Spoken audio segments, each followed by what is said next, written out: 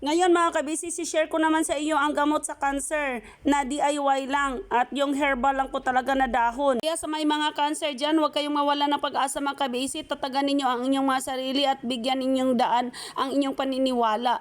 Kaya gawin natin ito, sama-sama tayo mga kabisi. Ating bitawan ng pag-asa, baka naman ay ito na ang sagot sa ating mga dasal. Kaya ito mga kabisi, sundan ninyo ako at i-share ninyo ito mga kabisi dahil baka naman makatulong din po kayo sa inyong mga kamag-anak, kapamilya, kaibigan na mayroong mga cancer. At ito din po mga kabisi, i-share niyo para paghanapin ninyo, hindi na kayo magtatanong-tanong pa sa akin. Ihanda ang papel at ballpen sa pagkakasunod-sunod ng paggawa natin dito mga kabisi. Unang kailangang sangkap ay ang turmeric o loyang dilaw. Marami yan, mabibili yan mga kabisi sa mga mall or sa mga supermarket, nandyan sa mga mall. At dyan lang sa mga merkado ninyo, mga palengke ninyo mga kabisi, nandyan lang yan. Prepare natin ng turmeric na loya mga kabisi, yung loyang dilaw. Dapat po ay binabrush ninyo yan. Pagkatapos binabalatan katulad na ginawa ko. Hindi ko na napakita sa inyo na binabrush pala ng asawa ko yan. Bago ko po binabalatan para naman malinis. Lublob kasi yan sa ilalim ng lupa. Kaya kailangan po natin na talagang malinis po kasi kakainin natin yan na raw. Katapos ating nabalatan mga kabisi ay kuskuso na natin, charurot, ay kudkurin na natin dito sa ating kudkuran. Iwan ko lang sa mga bisa at Tagalog kung ano yan, parang pangkuskus yata ng mga cheese yan. Basta kung mayroon kayong dyan, pwede naman i-blender mga kabisi, pero wala akong blender, sana may mag-donate sa ako ng blender, charurot. So ganyan po mga kabisi ha, kuskus natin yan mga kabisi. Kailangan lang natin ang 3 kutsarang na kuskus na yan. Pag kuskus nyo yan mga kabisi, dapat naka-gloves kayo kasi ang yelo niyan mga kabisi didikit sa inyong mga kamay, charurot. Kaya dapat po naka-gloves po kayo. Tulad sa akin, nakalimutan ko mag-gloves. Kaya ayan po, mga kabisi, ang yelo niyan ay dumikit sa aking mga kamay. Eto na po mga kabisi, nakagawa na tayo. So kailangan na po natin ang 3 kutsara. Ayan po, 1 kutsara niyan. So hindi naman po kailangan mga kabisi na talagang puno or hindi puno. Basta 3 ganyan po mga kabisi, 3 kutsara. Hindi po kutsarita, kutsara po talaga mga kabisi. Ayan. Tamang-tama po 3 lang talaga yung nagawa ko. Di ba mga kabisi? Next na dahon na kailangan natin mga kabisi ay ang gabon. Sa Bisaya, gabon. Ayan, sambong yata yan sa Tagalog. Yung malalim yata na Bisaya ay halibon. Iwan ko lang kung ano pong iba pang pangalan ninyo yan. Basta po sambong po yan. Yung common names dyan, sambong. Kailangan natin malaking dahon mga kabisi. Kailangan natin 25 pieces ng ganyan mga kabisi. Ay kung wala po kayong ganyan mga kabisi, marami naman po yan sa tanim sa mga kapitbahay o mga kaibigan natin. Madali lang po yan makita mga kabisi kasi madali lang po yan itanim. At tutubo yan kung saan-saan mga kabisi, kaya huwag kang mag-aalala, madali lang kayong makahanap ng ganyan. At pwede naman kayong makahingi ng seedling pagtanim pa kayo dyan mga kabisi para panggamot po talaga sa maintenance natin yan. Dapat po mga kabisi, hugasan natin ng maayos ha. Titingnan natin kung wala po talaga mga aphids kasi nasa outside lang yan mga kabisi. Hindi natin alam kaya hugasan po ng maigi. Ganyan po mga kabisi. At saka yan po titingnan ninyo sa back to back na dahon. Baka naman may mga kung ano-anong mga nandoon na mga insekto, charurot. Ito na po ang kabuuan ng 25 pieces na dahon mga kabisi. Ito mga kabisi, slice po natin itong ating gabon or sambong. Slice natin ng pinong-pinong maliit na maliit. Basta mag-ingat lang sa pag-i-slice mga kabisi. Baka naman sugatan ng ating mga kamemay. Pagkatapos nating may slice ng pinong-pinong mga kabisi, ilagay natin dito sa pound sa lubok. Ay ilubukin na natin mga kabisi. Kailangan po mapinong-pinong yan. Hindi na tayo mahirapan sa paglubok niyan mga kabisi kasi juicy po yan si sambong. Kanyang-kanya po talagang pure na kanyang juice. Juicy na po yan talaga siya. Pagkatapos kong lubukin si sambong mga kabisi, dito na lang natin ihalo dito sa ating turmeric na grate na din natin. Para maisa na lang din po sila mga kabisi. Isahin naman din po natin yan pag sala natin mamaya. Eto na ang pangatlong sangkap natin mga kabisi, ang malunggay, tralala. Ito yung miracle na herbal. Kaya po mga kabisi dito, ang gagawin natin sa malunggay. Tapos na po itong nahugasan mga kabisi, pinatungod ko na po ito sa aming gripo, charurot.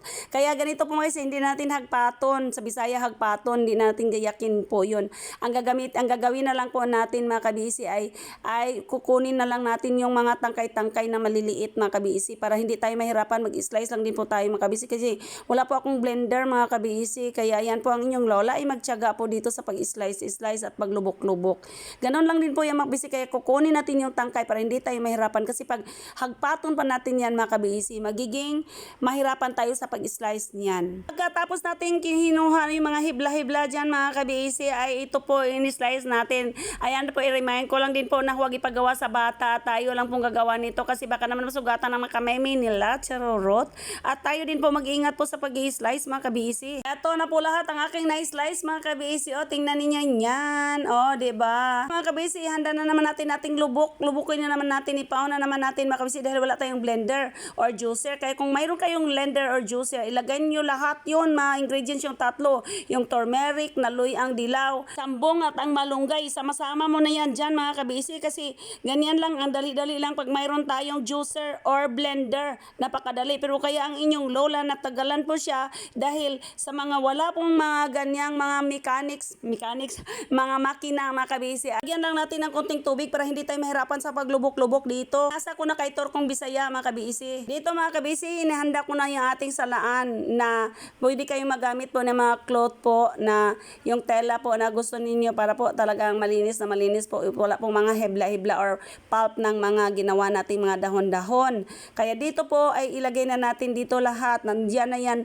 si sambong, si malunggay at yung turmeric na ating kinuskus kanina. Ito na po yung ating nakuskus kanina mga kabisi. Ito yung turmeric. Kaya nagwantis na po inyong lola kasi baka naman matamaan na naman ng mga kulay-kulay ang ating kamemi. Ayan po. Nandoon na din po yung si sambong. Yan mga kabisi. Kaya maglagay tayo ng lemon. American lemon ang ginamit ko mga kabisi kasi hindi po siya masyadong acidic. At maasim na maasim pero hindi po siya ma-acidic mga kabisi. Compare doon sa kalamansi. Kung gusto po niyo kalamansing ilagay, wala po kayong lemon doon sa inyo mga kabisi. Pwede po 10 kalamansi ang equivalent dyan mga kabisi. Ayan po, pigain ng maigi. Tulad ng pagpiga natin sa mga bibig ng mga marites. Charurot, nahulog tuloy. At na mga kabisi, mayroon na itong lemon. Kaya maglagay tayo ng isang basong tubig. Kailangan po yung isang basong tubig mga kabisi sa ating ginawa dito. Kaya ganyan po kaliit na baso. Yun basta isang baso po mga kabisi. At gawin natin dito mga kabisi. Na, tandaan ninyo kung mayroon kayong gata na niyog, ganun ito pong gagawin natin pareho po sa gata ng niyog mga kabisi. Kasi hindi naman natin na blend. Hindi natin ito ginamitan ng juicer. Para kung gamitan ninyo yan ng juicer mga kabisi, maglagay pa rin kayo ng isang basong tubig. Kung gamitan po nyo ng blender mga kabisi, maglagay din po kayo ng isang basong tubig. Para hindi na po kayo ganyan-ganyan mga kabisi. Ang gagawin na lang po ninyo ay salain na lang po. Pero bago po ko po yan isala mga kabisi, ginagawa ko po ay parang nagkuskus yung ginawa natin sa pagkilis sa yung gata ba, yung niyog ba na yung 'di ba, yung niyog na ipagkakud natin. Ginawa po 'yun, ganun po mga bisi para po ay talagang lalabas po ng kusa yung kanyang totoong katas. Dito mga kabisi, pigain na natin. Ang liit kasi ng aking salaan. Diyos ko dahil yung cloth ko maliit kasi maliit naman yung ginawa ko noon, kaya sayang naman mag-cut pa ako ng iba pang cloth. Kaya yan lang ang tinatsagaan ng inyong lola mga kabisi. Tingnan yan. Ang dami po talaga niyang katas. Ang sarap nito mga kabisi, o diba?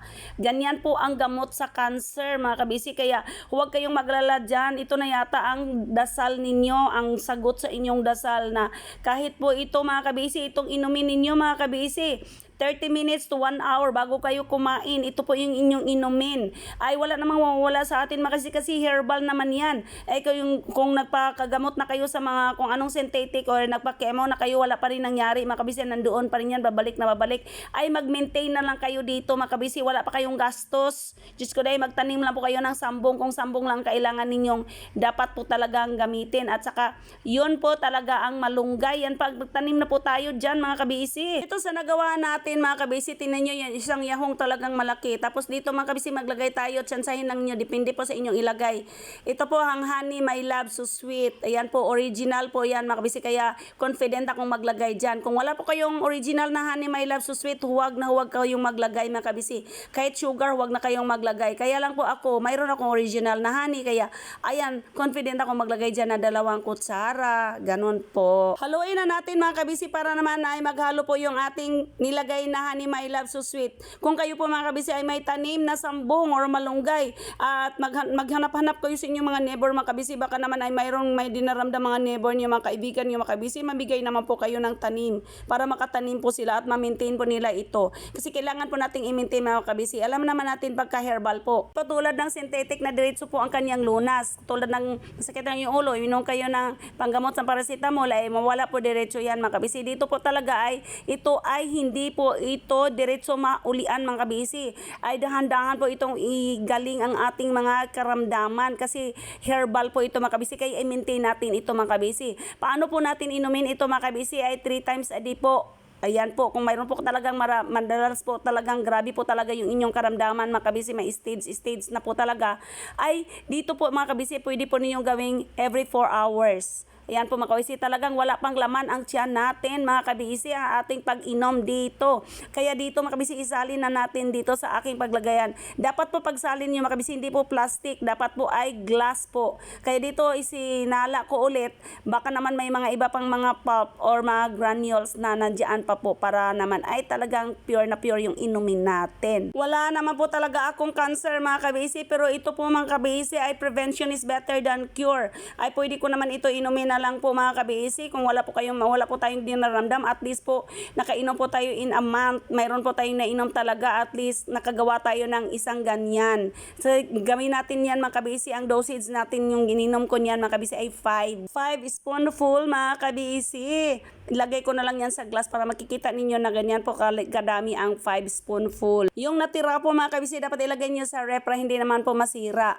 Ito po yung 5 spoonful ngayon pagkikita ko po sa inyo. Kaya tikman po natin mga kabisi. Kaya magbilang na po tayo ng pagtikim. Diyos ko day. Kaya nagtanong ang husband ko, sabi niya, iinom na ako niyan lang. Sabi nga niya kasi naglagay ako ng Honey My Love So Sweet. Hindi sa isang inuman nagagaling na to kayo mga kabisi. Dapat i-maintain po ninyo yan mga kabisi ha. Matagal naman yan maubos mga kabisi, pero hindi po ninyo yan unti-untiin sa ref kasi 3 days lang po mawala na po yan ang bisan yan. Tingnan na lang ninyo sa 24 hours, 48 hours kung okay pa yung inumin. Huwag ninyo paabot ng 3 days kung hindi na po okay.